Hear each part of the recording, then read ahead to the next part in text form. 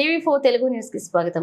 Warangal MGM ఆసుపత్రిలో 3 రోజులు పసిపాపని కుక్కలు పీక్కు తిని మృతి చెందిన సంఘటనపై వరంగల్ ఎంజీఎం ఆసుపత్రి ప్రధాన గేటు ముందు మాజీ ఎమ్మెల్యే నన్నపనేని నరేందర్ నిరసన తెలిపారు. ఈ సందర్భంగా నరేందర్ మాట్లాడుతూ జరిగిన ఈ పసిపాప ఘటన చాలా బాధాకరమన్నారు.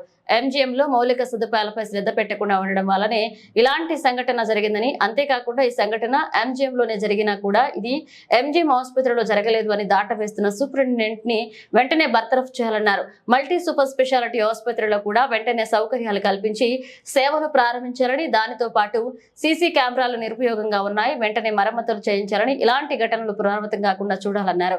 లేని పక్షంలో నిరసన ధర్నాలు ఇంకా భారీ ఎత్తున నిర్వహిస్తామన్నారు నరేందర్. ఎంజంలో ఉన్నటువంటి మౌలిక వసతులను వెంటనే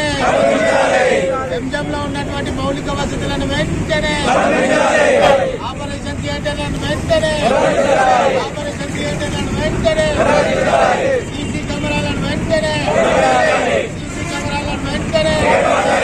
రాత్రిపూట డాక్టర్లు అందుబాటులో ఉండాలి వెంటనే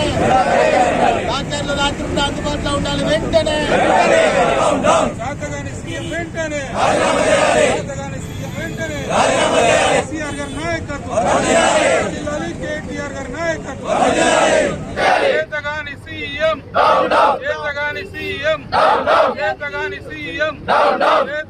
ప్రధానంగా నిన్న ఒక కిడ్ కుక్కలు తీసుకొచ్చి చంపేసినాయి.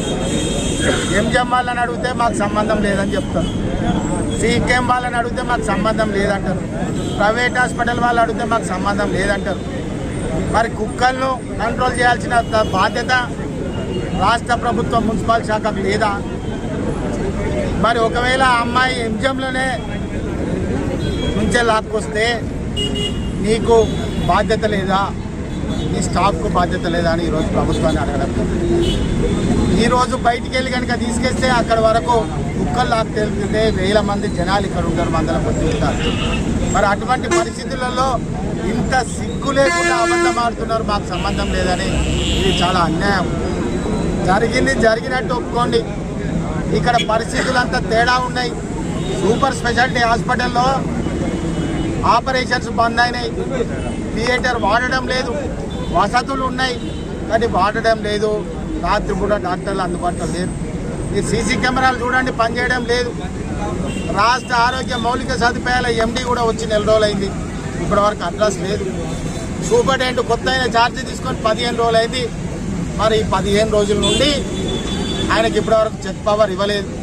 మరి ఇటువంటి పరిస్థితులలో ఈ ఎంజీఎం నడుపుతున్నారంటే మీరు మీ పరిపాలనకు ఒక దండం, మీ యొక్క గవర్నమెంట్కి ఒక దండం. ఎందుకంటే ఉత్తర తెలంగాణలో నిరుపేదలకు, మధ్యతరగతి కుటుంబాలకు పెద్ద దుక్కు ఇదే సూపర్ స్పెషాలిటీ హాస్పిటల్. ఇది తన ప్రాణానికి హాని ఉన్నదంటే ఇక్కడికి వచ్చి ఆరోగ్యవంతులైపోయినటువంటి చరిత్ర ఉన్నటువంటి ఎంజాన్ని ఇవాళ భూస్థాపితం చేసి కాలరాసే పరిస్థితికి తీసుకొస్తున్నారు. మేము అడుగుతున్నాం, ఈరోజు ఇక్కడ స్థానిక శాసనసభ్యురాలు మంత్రిగా కూడా ఉన్నది, మరి ఏం పట్టించుకుంటున్నారు? ఖచ్చితంగా ఎన్నికలు అన్నవి 5 ఏళ్ళకి ఒకసారి వస్తాయి, కానీ ప్రజల పక్షాన నిలబడండి. ఖచ్చితంగా ప్రజల పక్షాన నిలబడి ఈ అంశం కాదు ప్రతి అంశం మీద కూడా నిలబడి కొట్లాడతాం బీఆర్ఎస్ పార్టీ. ఈరోజు మా సోదరి డిప్యూటీ మేయర్ కానీ, అదేవిధంగా రిజ్వానా కానీ, అదేవిధంగా మా కార్పొరేటర్లు కానీ, ఈరోజు మా కార్యకర్తలు కానీ ఉవ్వెత్తున లేచి ఈరోజు పనిచేయడానికి సిద్ధంగా ఉన్నారు. మీరు ప్రతిపక్షాలు పని చేయకుండా అందరినీ నింపుకుంటే అయిపోయింది, ఇంకా ఎటు పని చేయాల్సిన అవసరం లేదని మీరు అనుకుంటారు కావచ్చు. ఇది అక్షయ పాత్ర బీఆర్ఎస్ పార్టీ. ఒక్కరిని గుంజుకుంటే 100 మంది బీఆర్ఎస్ పార్టీ కార్యకర్తలు వస్తారని కూడా ఈ సందర్భంగా చెప్తూ, ఖబర్దార్ తెలంగాణ రాష్ట్ర ప్రజల పట్ల మీరు సరైన భావనతోటి కనుక పరిపాలించకపోతే దానికి తగిన మూల్యం చెల్లించారని కూడా ఈ సందర్భంగా చెప్తున్నారు.